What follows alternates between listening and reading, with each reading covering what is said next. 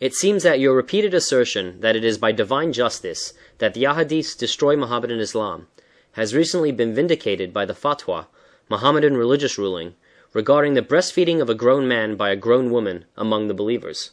Will you please explain?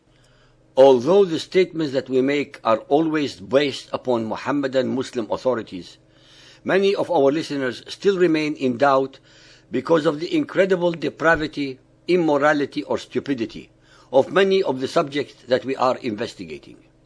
It is hence extremely gratifying when some of the statements that we make are inadvertently further authenticated by some of the highest scholars of Mohammedan Islam. Recently, the head of the Al-Azhar Hadith Department put out a religious opinion called a fatwa, asserting that in Mohammedan Islam, breastfeeding allows a woman to be with a man in private. I shall now read to our listeners the official sequence of events.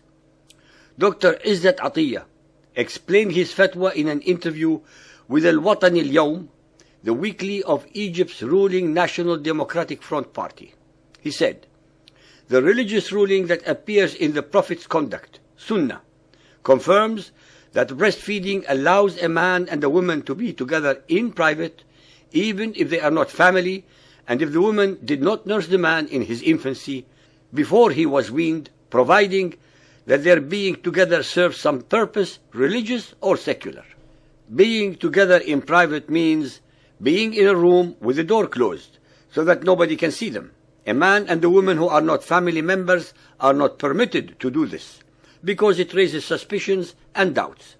A man and a woman who are alone together are not necessarily having sex, but this possibility exists, and breastfeeding provides a solution to this problem. I also insist that the breastfeeding relationship to be officially documented in writing. The contract will state that this woman has suckled this man. After this, the woman may remove her hijab and expose her hair in the man's presence. Dr. Atiyah further explained that the breastfeeding does not necessarily have to be done by the woman herself. The important point, he said, is that the man and the woman must be related through breastfeeding. This can also be achieved by means of the man's mother or sister suckling the woman, or by means of the woman's mother or sister suckling the man, since all of these solutions legally turn them into brother and sister. The logic behind the concept of breastfeeding an adult is to transform the bestial relationship between two people into a religious relationship based on religious duties.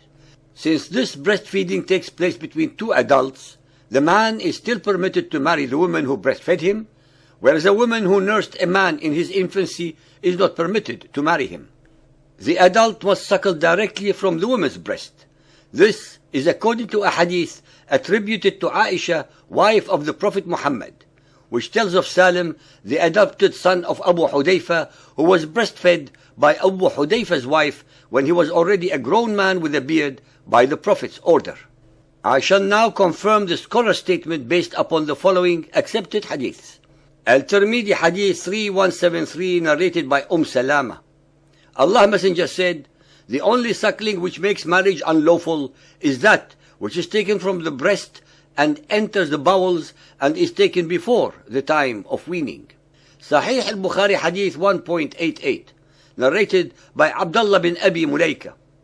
Uqba bin al-Harith said that he had married the daughter of Abi Aziz. Later on, a woman came to him and said, "I have suckled, nursed you, Uqba, and the woman whom you married, his wife, at my breast." Uqba said to her, "Neither I knew that you have suckled, nursed me, nor did you tell me." Then he rode over to see Allah's Apostle at Medina and asked him about it. Allah's Apostle said, "How can you keep her as a wife when it has been said to you that she is your foster sister?" Then Uqba divorced her and she married another man. Sahih Muslim, suckling a young boy, tradition 3428. Zainab, daughter of Abu Salama, reported, "I heard Salama, the wife of Allah's Apostle, saying to Aisha, 'By Allah, I do not like to be seen by a young boy who has passed the period of fosterage.' Whereupon Aisha asked, 'Why is it so?' Salama answered, 'Because Sahla, daughter of Suhail, came to Allah's Messenger and said, Allah's Messenger, I swear by Allah that I see in the face of Abu Hudayfa, her husband, the signs of disgust on account of the entering of Salim in the house. Whereupon Allah's Messenger said, suckle him. Sahla said in astonishment, but he has a beard. But Muhammad said again, suckle him, and it would remove what is there, the expression of disgust on the face of Abu Hudayfa. She said, I suckled him, and by Allah, I did not see any sign of disgust on the face of Abu Hudayfa. Sahih Muslim, suckling a young boy, tradition 3426. Ibn Abu Mulaika reported that Al-Qasim bin Abu Bakr had narrated to him that Aisha reported that Sahla bint Suhail bin Amr came to Allah's apostle and said, Messenger of Allah, Salim, the freed slave of Abu Hudayfa, is living with us in our house, and he has attained puberty as men attain it, and has acquired knowledge of the sex problems as men acquire. Whereupon he said, suckle him, so that he may become unlawful in regard to having sex with you.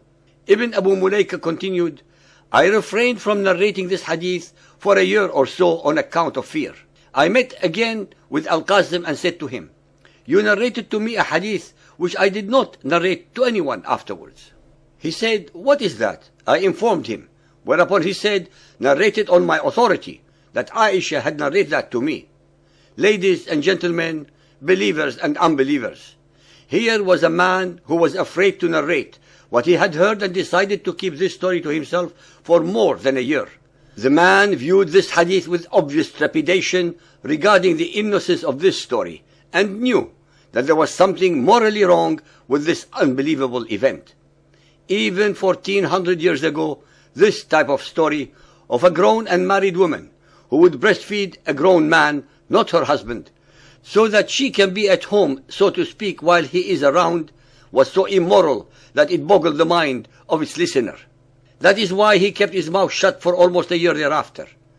But as a believing Muhammadan Muslim, he had to accept it as a divinely sanctioned order. The Azhar Council decided to dismiss the doctor not because he was telling a lie, but because he was telling the truth, thus exposing Muhammadan Islam to ridicule. They even go so far as to accuse those who support his deductions as perverts. In the light of the aforegoing, then all the preceding Muhammadan scholars must have been perverts, since they too read the same hadith and walked away with the same understanding that I do. They saw that the logical implication one derives from them is that Sahla, against her natural instincts, breastfed a young man at the express orders of Muhammad.